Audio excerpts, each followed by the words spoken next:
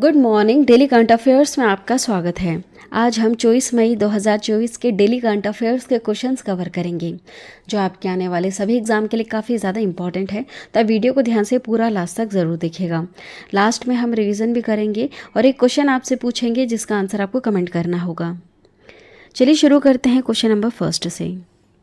हाल ही में 21 मई 2024 को केंद्रीय विद्युत नियामक आयोग CERC के सदस्य के रूप में किसने शपथ ली? तो देखिए करेक्ट आंसर ऑप्शन बी हो जाएगा, श्री रमेश बाबू वी ने।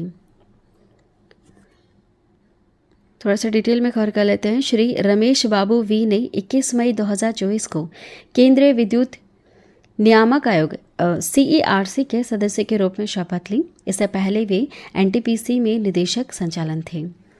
CERC की स्थापना विद्युत विनियामक आयोग अधिनियम 1998 के अंतर्गत की गई थी। देखिए AFC वुमेंस एशियन कप 2026 की मेज़बानी कौन सा देश करेगा? 2026 में इसकी मेज़बानी करेगा ऑस्ट्रेलिया। ठीक है, कौन करेगा? ऑस्ट्रेलिया।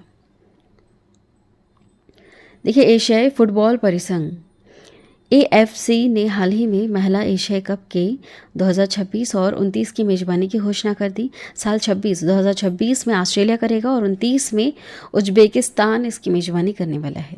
ठीक है, AFC वुमेंस एशियन कप की। देखिए नेक्स्ट क्वेश्चन है, हाल ही में कौन सा देश अंतर्राष्ट्रीय सौर गठबंधन ISA का 99वां सदस्य बना? 99वां सदस्य बना है स्पेन। कौन बना है? स्पेन बना है ISA का 99वां सदस्य। स्पेन अंतर्राष्ट्रीय सौर गठबंधन ISA का 99वां सदस्य बना। भारत और फ्रांस ने पेरिस में COP21 के दौरान संयुक्त रूप से ISA की शुरुआत की थी।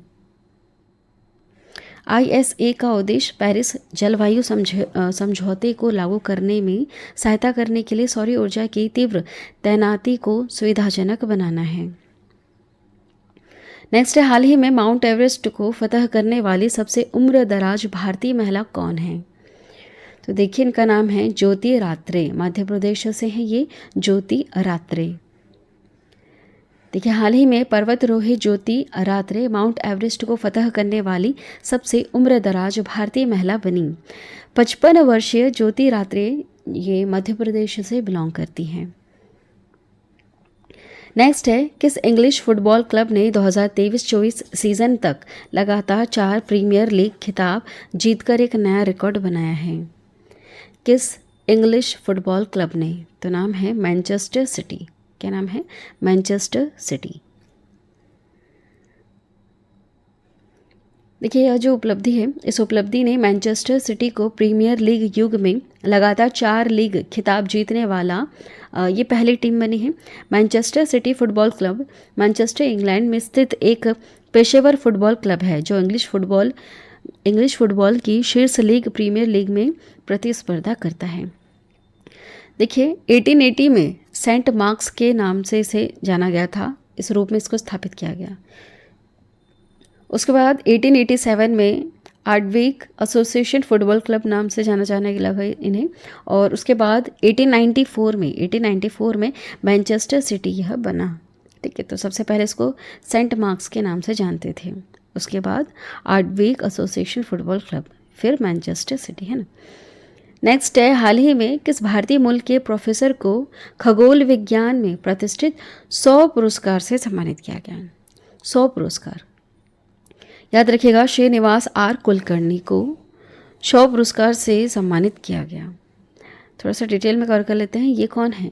खगोल विज्ञान के क्षेत्र में इनकी अभूतपूर्व योगदान के लिए भारतीय मूल के प्रोफेसर श्रीनिवास R कुलकर्णी को 2024 के लिए खगोल विज्ञान में प्रतिष्ठित 100 पुरस्कार से सम्मानित किया गया। वर्तमान में वह कैलिफोर्निया इंस्टीट्यूट ऑफ टेक्नोलॉजी कलटेक में प्रोफेसर पद पर कार्यरत है। नेक्स्ट देखिएगा, जनरल टू लैम को हाल ही में किस देश का नया राष्ट्रपति चुना गया? तो आंसर यहाँ पर ए सही हो जाएगा, वियतनाम। देखिए थोड़ा सा डिटेल में कवर कर लेते हैं। वियतनामी संसद ने हाल ही में जनरल टू लैम को देश का नया राष्ट्रपति चुना।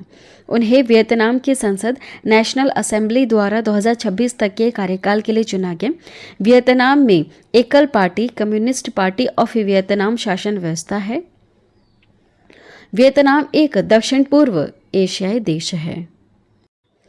नेक्स्ट क्वेश्चन है, हाल ही में किस कंपनी ने बिहार से जीआई टैग वाली शाही लीची के लिए भारत की पहली D2C डिलीवरी सेवा शुरू की है?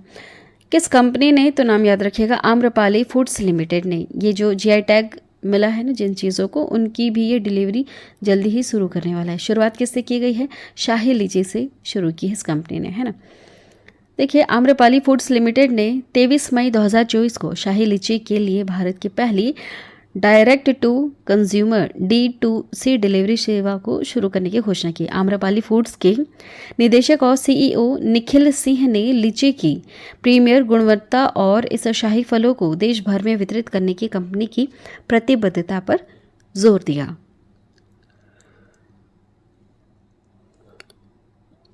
नेक्स्ट क्वेश्चन है, संयुक्त अरब अमीरात के राष्ट्रपति ने किस देश के राजदूत को प्रथम श्रेणी स्वतंत्रता पदक प्रदान किया?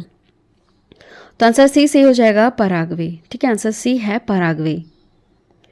देखिए संयुक्त अरब अमीरात के राष्ट्रपति ने देश में राजदूत के रूप में अपने कार्यकाल की समाप्ति के अवसर पर पराग्वे के राजदूत जॉस अगुएरो अवीला को प्रथम श्रेणी स्वतंत्रता पदक प्रदान किया, है ना। पराग्वे दक्षिण अमेरिका की एक लैंडलॉक्ड कंट्री है। नेक्स्ट क्वेश्चन है, निम्नलिखित कथनों पर आपको विचार करना है, बताना है कौन सा सही है और नहीं है।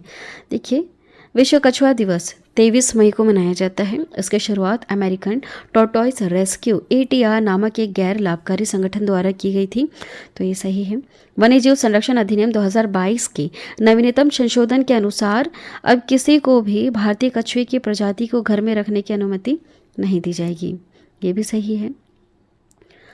IUCN ने भारत में अपनी लाल सूची में 29 भारतीय कछुओं की प्रजातियों में से 25 को सूचीबद्ध किया है ना। और आपसे पूछा है इसमें से कौन सा सही गलत है, तो ये तीनों बिल्कुल सही हैं। यहाँ पर D से हो जाएगा।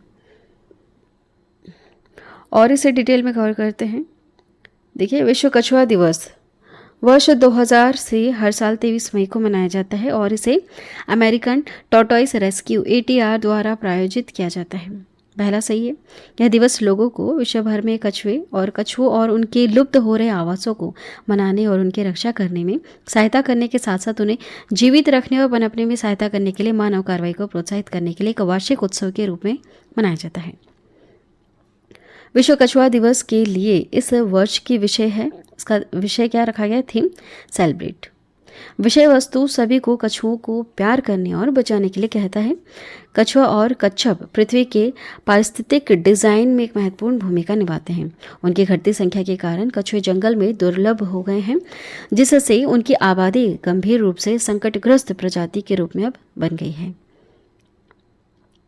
और कुछ इंपॉर्टेंट पॉइंट्स कवर कर लेते हैं। वन्यजीव संरक्षण अधिनियम 2022 के नवीनतम संशोधन के अनुसार अब किसी को भी भारतीय कछुए की प्रजाति को घर में रखने की अनुमति नहीं दी जाएगी।